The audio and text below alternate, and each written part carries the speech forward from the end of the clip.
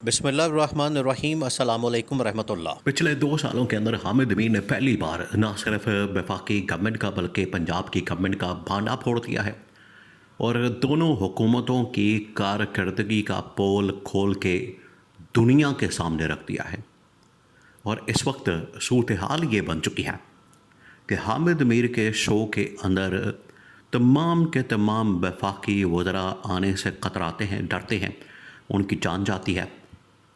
जितनी इस वक्त टॉप की काबीना के अंदर लोग मौजूद हैं, चाहे वफाकी काबीना के अंदर मौजूद हों, पंजाब गवर्नमेंट के अंदर मौजूद हों, तमाम के तमाम लोग इस वक्त हामिद अमीर के शो में जाने से कतराते हैं, उनकी जान जाती है। उन्हें आइडिया, उन्हें अंदाज़ा है कि अगर हम हामिद अमीर के शो में चले गए, अब आप ज़रा इमेजिन करें कि यही वो लोग थे जो कि इमरान खान के दौर में बैठकर इमरान खान के ऊपर तनकीद करते थे, इमरान खान को तनकीद का निशाना बनाते थे, इमरान खान को टारगेट करते थे और पेट्रोल की कीमतों के ऊपर एहतजाज, बिलों के ऊपर एहतजाज, गैस की कीमतों के ऊपर एहतजाज, बिजली के रेट्स के ऊपर एहतजाज, लोड शेडिंग के ऊपर एहतजाज, लॉकडाउन के ऊपर एहतजाज, यानी कोई ऐसी चीज़ नहीं होती थी जिसके ऊपर ये लोग एहतजाज नहीं करते थे। अब हामिद अमीर उनको सामने बैठा के वो तमाम की तमाम वीडियोस इमरान खान के दौर की, जब ये बड़े इनकलाबी बनते थे, जब ये बड़ी अवामी सियासत के दावेदार बनते थे, अवाम के हुकूक की बात करते थे, आज हुकूमत में आने के बाद ये अवाम को भूल चुके हैं।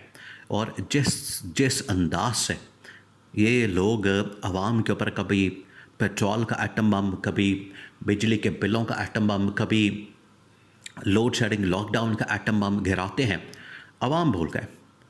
एक तो ये कि अवाम के वोटों से आए नहीं, दूसरा ये कि अवाम के अंदर भी अब इनकी जो मकबूलियत है बिल्कुल सिफर हो चुकी है। जो थोड़ी बहुत थी 7-8%, 5%, वो भी अब सिफर हो चुकी है। तो हामिद अमीन ने वो पोल के रख दिया है। एक ये काम किया, दूसरा अब जो काम किया क्या है, हामिद अमीन ने अपने शो के अंदर पंजाब गवर्नमेंट को बुला के पंजाब गवर्नमेंट की कारकर्दगी के मुतालिक बड़ा वाज़े अंदाज में पूछा और उनसे पूछा कि आप बताएं, आप पॉइंट्स बयान करें, आप इस हवाले से आगाह करें कि आपने क्या कारकर्दगी दिखाई है, आपके पल्ले क्या है, आपकी परफॉर्मेंस क्या है। तो उसके ऊपर बिल्कुल सिफर किस्म की कारकर्दगी और मुंह उठा के बैठ जाते हैं, जबकि उनके पास कोई बात कहने को नहीं होती। इसके ऊपर भी पोल खोल के रख दिया। और मज़ीद अब जितने पंजाब गवर्नमेंट के लोग हैं और वफाकी गवर्नमेंट के लोग हैं, अब इन्होंने तकरीबन तमाम टीवी टॉक शोज़ का बायकॉट करना शुरू कर दिया है। देखिए, इसके पीछे एक और भी कहानी है। वो कहानी ये है कि इस्टेब्लिशमेंट जब भी किसी गवर्नमेंट के ऊपर दबाव बढ़ाती है, इस्टेब्लिशमेंट की जानिब से जब भी किसी हुकूमत के ऊपर दबाव बढ़ाया जाता है तो प्रेशर टैक्टिक इस्तेमाल किया जाता है। उसमें जो एक बड़ा प्रेशर टैक्टिक इस्तेमाल किया जाता है वो ये कि मीडिया के ज़रिए से गवर्नमेंट के ऊपर, हुकूमत के ऊपर दबाव डाला जाता है और उनको टारगेट किया जाता है, निशाना बनाया जाता है और बाकायदा तौर पर पूरी कैंपेन की जाती है। पूरा पब्लिक का जो सेंटिमेंट है वो मीडिया के अंदर रखा जाता है और बाद में उसको ऑनर किया जाता है, चलाया जाता है। तो उसके जो गवर्नमेंट का पोल है वो खुल जाता है, वो सामने आ जाती है सारी हुकूमत की कारकर्दगी। अब ये वाला जो हरबा इस्तेमाल किया जा रहा है उससे पंजाब गवर्नमेंट को भी और वफाकी गवर्नमेंट को भी अंदाज़ा हो गया। अब इन्होंने शिकायत के तौर पर, कंप्लेन के तौर पर, इन्होंने एक तो कंप्लेन इनका करना बनता नहीं, उसकी वजह यह है कि ये आए ही इस्टेब्लिशमेंट के सर पर चढ़कर, उसकी गोद में बैठकर। तो अब इस्टेब्लिशमेंट ने इनके ख़िलाफ़ जब महाज खोला है, इस्टेब्लिशमेंट ने जब इनके ख़िलाफ़ ये तमाम चीज़ें की हैं, तो ये अब इस्टेब्लिशमेंट से ही ये शिकायत कर रहे हैं, शिकवा कर रहे हैं कि आप हमारे ख़िलाफ़ हो गए हैं, आपने मीडिया हमारे ख़िलाफ़ कर दिया है और अब इस तरह से हमारी दुर्गत बनाई जा रही है, भुरकस निकाला जा रहा है।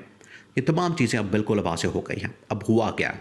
हुआ ये है कि जो हालात इस वक्त बन चुके हैं, जो मामलात इस वक्त बन चुके हैं, उसके अंदर पंजाब गवर्नमेंट निशाने पर आ गई है और पंजाब गवर्नमेंट के अंदर भी मरियम नवाज़ को निशाने पर रख लिया गया है और वफाक के अंदर ऑलरेडी शहबाज शरीफ निशाने पर मौजूद है। जिस तरीके से शहबाज शरीफ के ख़िलाफ़ सुप्रीम कोर्ट ऑफ पाकिस्तान से चीफ जस्टिस याहिया अफरीदी ने लेटर लेकर उनकी अदलिया के अंदर मुदाखलत को चैलेंज किया, अदलिया के अंदर मुदाखलत को उन्होंने कहा कि आप बिल्कुल नहीं कर सकते, इंटरफेरेंस नाकाबिल कबूल है। और इससे पहले जो जस्टिस मोहसिन अख्तर ख्यानी ने जो रिमार्क्स दिए, जो फ़ैसला दिया और जिस तरीके से शहबाज शरीफ को तलब किया, उससे बिल्कुल वाज़ेह हो गया था कि शहबाज शरीफ जो इस वक्त ऑल इन ऑल बन के बैठा हुआ है, उसको अदालत के अंदर बुला लिया गया और किसी वक्त भी उसकी डिस्क्वालिफिकेशन हो सकती है। तो अब दोनों एक पेज पर आ गए। अभी कुछ दिन पहले दोनों एक दूसरे के ख़िलाफ़ साजिशें कर रहे थे। शहबाज शरीफ मरियम नवाज़ के ख़िलाफ़ साजिशें कर रहा था क्योंकि पंजाब के अंदर शहबाज शरीफ अपने बेटे को वज़ीर आला पंजाब बनाना चाहता है। बिल्कुल उसी तरीके से नवाज़ शरीफ और मरियम नवाज़ शहबाज शरीफ के ख़िलाफ़ साजिश कर रहे थे क्योंकि ये वज़ारत उस्मा की कुर्सी के ऊपर बैठना चाहते हैं। इनकी कोशिश ये है, इनकी जानिब से ये कोशिश की जा रही है कि हम किसी तरह से एक दूसरे के ख़िलाफ़ जो महाज है वो खोल दें, और उन्होंने खोला हुआ था। इन्होंने बाकायदा तौर पर एक दूसरे के ख़िलाफ़ साजिशें की। हमज़ा शहबाज और मरियम नवाज़ ने क्या किया है कि अली डार को पंजाब के अंदर लॉन्च कर दिया कि अगर मुझे कुछ होता है, मुझे डिस्क्वालीफाई किया जाता है, मुझे बरतरफ कर दिया जाता है, अदम एतमाद आ जाती है, तो पंजाब के अंदर हमज़ा शहबाज को मैंने वज़ीर आला पंजाब नहीं बनने देना, बल्कि उसकी जगह जो इसकी बहन का शौहर है, हस्बैंड है अली डार, उसको मरियम नवाज़ की बहन का असल में जो उसका बहनोई है अली डार, वो किसी वक्त भी पंजाब की वज़ारत आला की कुर्सी संभाल सकता है और मरियम नवाज़ वफाक के अंदर वज़ारत उस्मा की कुर्सी संभाल सकती है। लेकिन अभी इन्हें आइडिया ही नहीं कि दीवार के पीछे क्या लिखा हुआ, इनको अभी अंदाज़ा ही नहीं, इनको अभी इस चीज़ का पता ही नहीं, क्योंकि जो स्क्रिप्ट है मुकम्मल तौर पर तैयार हो चुका है। स्क्रिप्ट तैयार कर लिया गया और ये एस्टैब्लिशमेंट ने पूरा स्क्रिप्ट तैयार करके इसकी डायरेक्शन और इसके इम्प्लीमेंटेशन वो शुरू करती है। इन्हें अभी अंदाज़ा नहीं हो रहा, इनको अभी आइडिया नहीं है कि इनके साथ होने क्या जा रही है।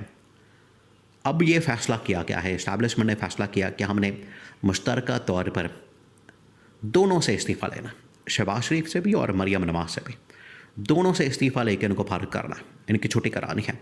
क्योंकि अगर दोनों ये बैठते हैं इक़्तिदार के अंदर, पावर के अंदर, तो ये मुल्क के लिए उतना ही ज़्यादा नुकसानदेह है।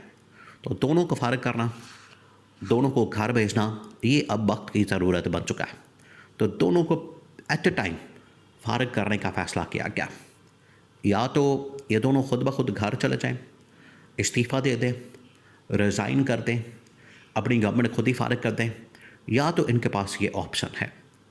अगर ये लोग इस ऑप्शन के ऊपर नहीं आते तो ठीक है, फिर इनको फिर या तो डिस्क्वालीफाई किया जा सकता है या अदम एतमाद ला के, क्योंकि पूरी ग्राउंड तैयार है, पीपल्स पार्टी और बाकी तमाम की तमाम जमातें अलग होके ऑटोमेटिकली इनकी गवर्नमेंट गिर जाएगी, या फिर अदम एतमाद ला के इनकी गवर्नमेंट को फ़र्क कर दिया जाए, घर भेज दिया जाए।